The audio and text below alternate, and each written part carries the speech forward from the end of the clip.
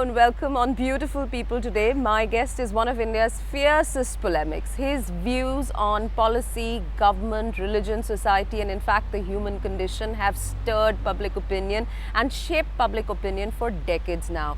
He has been a former union minister, but it is as crusading journalist and editor that he is perhaps best known and most popular. He has a new book out. It joins the over 20 books he's written on a diverse range of subjects. It is called Does He Know a Mother's Heart? It is perhaps Arun Shourie's most personal book to date. Arun Shourie, thank you for talking to us on CNBC TV 18. It seems even today, 36 years after your son was born, you are still coming to terms with that one question, why, isn't it? And is that the starting point for this book? Yes, of course, that's a question that concerns everybody, because who is it who has not suffered a blow? And therefore, all religions, all philosophers have always tried to answer this particular question: why does this suffering happen? Why are there great tragedies, earthquakes in which hundreds of thousands die, a child suffers, a Hitler gets free will to exterminate 6 million people, Mao does it, Pol Pot does it, why? And all answers, all religions have attempted an answer. And you see, this becomes a problem only if you posit a God. That is, if you say there is somebody who is all-powerful, all-knowing and kind, then either he does not know, or he knows and does not have the power to remedy, or he knows, has the power to remedy but does not have the sufficient compassion. Right. So, this becomes a problem once you posit God. If you say there is no God, it is only time and chance, well then it happens to everybody. So, for you, Mr. Shourie, is the starting point the assumption that there is a God? No. The starting point is, the final point and the starting point is that there is no God as presented to us in our own tradition of an all-knowing, compassionate, powerful God who intervenes. That cannot stand this simple question. There are many great debates going on in the world, by Dawkins and other people who examine other grounds and come to the conclusion, no, there is no God.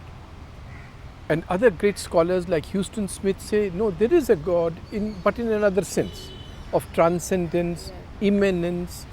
Well, I am not competent to answer those questions. But on this simple elementary fact, which the religions try to hang on to God, that concept does not stand to examination. While you've studied and questioned a lot of people in this book, there are some religious leaders, spiritual leaders who you believed in. For example, the late Sri Sathya Sai Baba, isn't it? Or was that faith something that you had because it was someone else's faith? So you wanted to believe because people who you cared for believed. These were attempts of despair, of desperation. That somebody sometime will do something for this child. It's not so much a faith as a hope. And as Anita my wife realized much sooner than I did, that our hopes are raised and then they are smashed each time because nothing happens. And that is why I was greatly attracted, and I am attracted to the teachings of people, let us say Mr. J. Krishnamurti, or to the Buddhist masters who say don't rely on any props. Just attend to your own mind.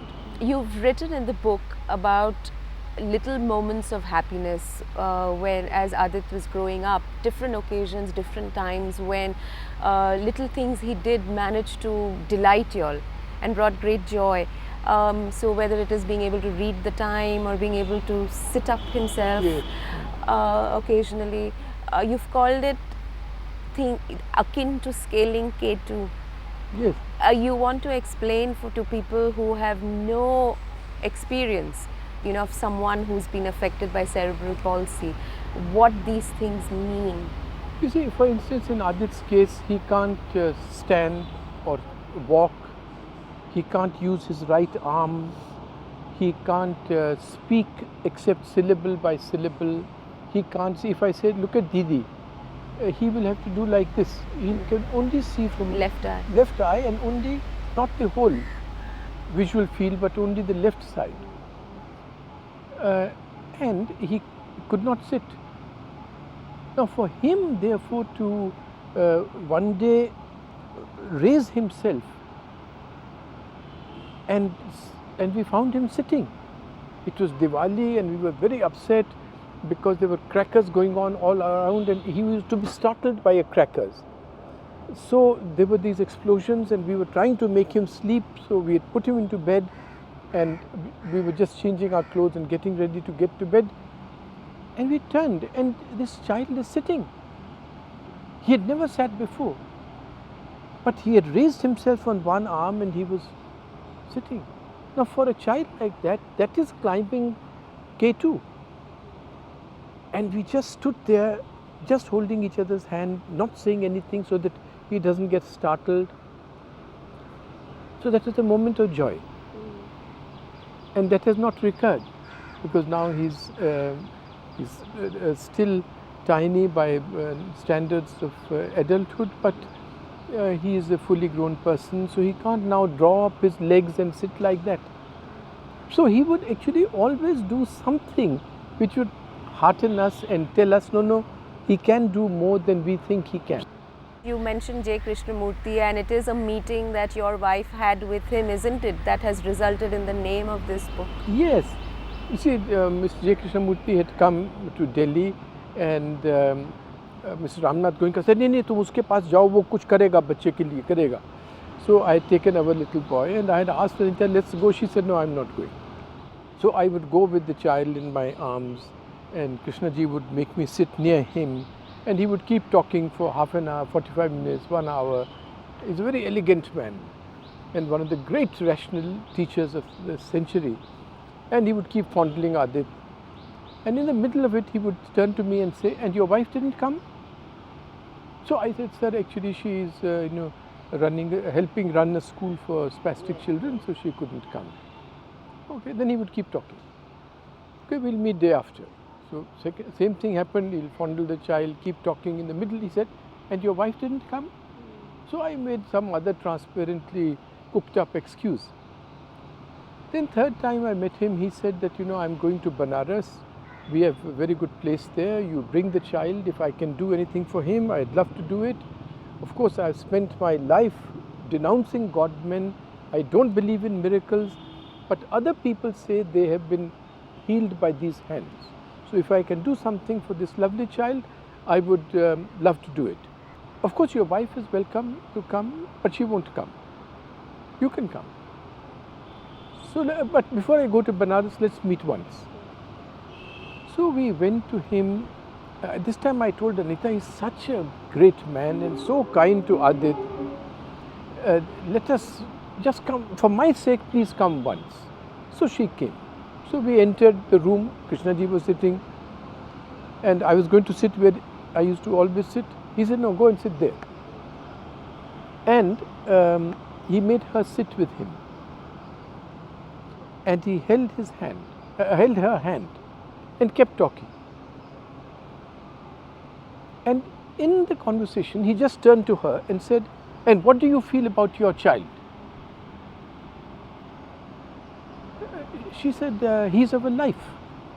So I didn't ask you what he is. I asked you, what do you feel about your child? She said, he's a very happy child. So I didn't ask you what kind of a child he is. I said, what do you feel about your child? And Anita, who had not shed a tear since the birth of Adit, it was like a missile which had pierced a dam, and she started weeping and weeping and weeping, and he kept holding her hand and he let her weep. And then he turned to me and said, see, I told you, you don't know a mother's heart. So our book is that I don't know a mother's heart, but does he know a mother's heart? Is he there?